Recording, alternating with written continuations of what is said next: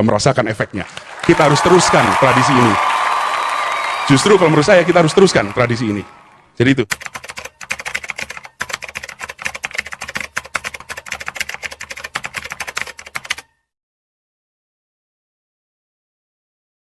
Jadi partainya 5 besar terkorup. Saya rasa hari ini ada 12 partai besar korupsi di Indonesia.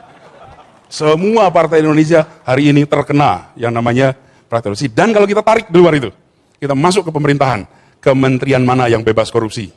Kita tarik lagi ke private sector, maka di private sector minoritas perusahaan yang bebas korupsi. Praktek korupsi di Indonesia hari ini adalah wajah kita hari ini. Wajah kita hari ini. Ketidakjujuran adalah pemandangan di mana-mana. Bahkan beberapa waktu yang lalu, beberapa hari yang lalu di Bandung, ada yang sempat tanya, Pak Anies, kenapa para petinggi-petinggi itu selalu suka mencuri uang rakyat? Siap tidak jadi pemimpin yang tidak mencuri uang rakyat? Saya bilang benar, pencuri-mencuri ada di pemimpin dan ada di rakyat. Kita semua mengalami, saya tantang Anda hari Jumat besok, beli sepatu jam 10 pagi, lalu pakai sepatu itu Jumatan dengan sepatu barunya. Mau nggak Anda? Berani nggak lakukan itu? Poin saya adalah hari ini ketidakjujuran ini masif. Kenapa? Menurut saya ada pembiaran yang luar biasa.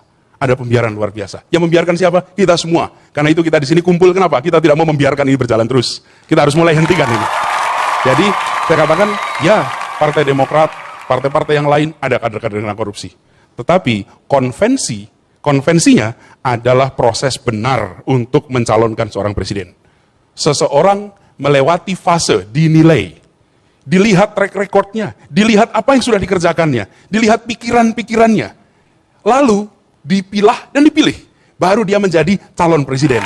Konvensi membuat proses pencalonan presiden bukan proses yang misterius dan dadakan.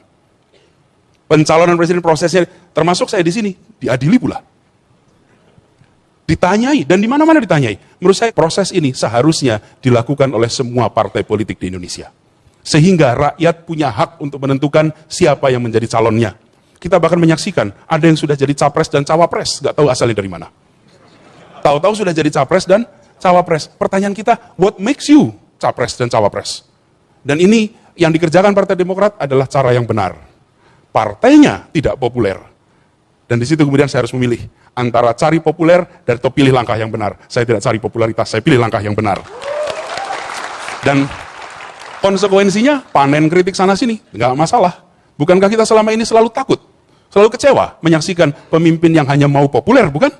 Tidak mau ambil keputusan yang menurut dia benar, tapi tidak populer, dan artinya harus berdebat berkali-kali dengan semua orang, menjelaskan kenapa keputusannya A. Saya pilih rute ini. Kenapa? Karena saya lebih takut. Bukan kata orang hari ini, tapi kata sejarawan 10 tahun yang akan datang. Di situ menurut saya kuncinya. Begitu. Baik. Berarti memberantasnya, memberantasnya bagaimana? Memberantasnya nomor 1, jadi presiden dulu. Yes. Jadi presiden dulu. Begitu jadi presiden, maka, kan saya katakan tadi, semua partai mengalami hal yang sama, bukan? Hulunya praktek korupsi di Indonesia, hulunya adalah politik dan uang. Itu hulunya. Dan hari ini, nggak ada yang mau menyentuh itu. Karena itu sebabnya, saya sebagai orang non-partai, pilih turun tangan, dan bila saya terpilih, saya akan kumpulkan semua ketua partai politik. Mulai sekarang kita ubah cara mengelola partai politik.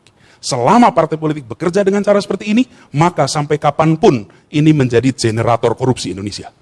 Karena itu harus ubah. Dan yang mengalami problem uang dan politik bukan hanya 1-2 partai, semua mengalami. Penyelesaiannya simple, tapi semua harus melakukan. Nomor 1, partai politik bukan tempat mencari mata pencaharian. Kalau Anda mencari mata pencaharian, cari tempat lain. Private sector banyak, di mana Anda bisa bekerja dengan baik dan terhormat. Yang kedua, sumber pendanaan. Sumber pendanaan hari ini, sumber pendanaannya amat sedikit. Partai politik, alokasinya, biayanya itu untuk tahun lalu saja hanya sekitar 8,7 miliar.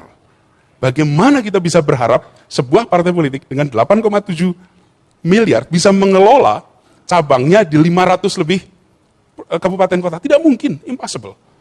Karena itu pengelolaan pendanaan harus dibereskan. Jika sumbernya tidak jelas, laporannya pun tidak perlu jelas. Dan hari ini kita tidak mencari laporan yang jelas. Kenapa? Sumbernya juga tidak jelas. Karena itu perjelas sumbernya, diaudit, transparan, dan itu kemudian membuat kita bisa membereskan. Partai politik harus siap untuk didanai dan transparan. Yang ketiga adalah strukturnya diubah. Struktur partai politik sekarang ini dahsyat. DPP sekian ratus, DPD sekian ratus, DPC sekian puluh. Ini bisa menggantikan pemerintah. strukturnya itu seakan-akan dia mau menjalankan pemerintahan. Tidak, Indonesia bukan negara pertama yang menjalankan demokrasi. Puluhan negara sudah berdemokrasi, efisien biayanya, transparan prosesnya, dan terhormat jadi politisi. Itu harus dikembalikan di Indonesia sekarang. Jadi cara-cara seperti itu, panggil ketua partai, ajak bicara, dan kemudian katakan, kalau kita tidak berubah, jangan heran kalau masyarakat akan makin hari makin menjauhi partai politik, dan satu saat nanti kekecewaan itu bisa menjadi bumerang yang luar biasa. Tekanan ini harus diberikan. Hari ini nggak ada yang manggil, dan partai politik itu kalau dipanggil presiden, datang, taat. Masalahnya dipanggil atau tidak. Anda kalau di SMS presiden, disimpan SMS-nya. Oh iya betul, coba aja. Disimpan pasti SMS-nya. Misalnya ya, nanti saya udah jadi presiden nih misalnya ya, SMS Indra, pasti disimpan. Oh iya, saya bangga banget, di Pak. Di foto, di tweet gitu, saya barusan dapat. Gitu kan, kira-kira. Selfie, saya langsung. Itu kekuatan seorang presiden menekan. Itulah modern presiden era modern itu bukan memerintah, memanggil, bernegosiasi, persuasi, bicara depan orang, tunjukkan dorongan itu. Berubah Republik ini, pasti berubah.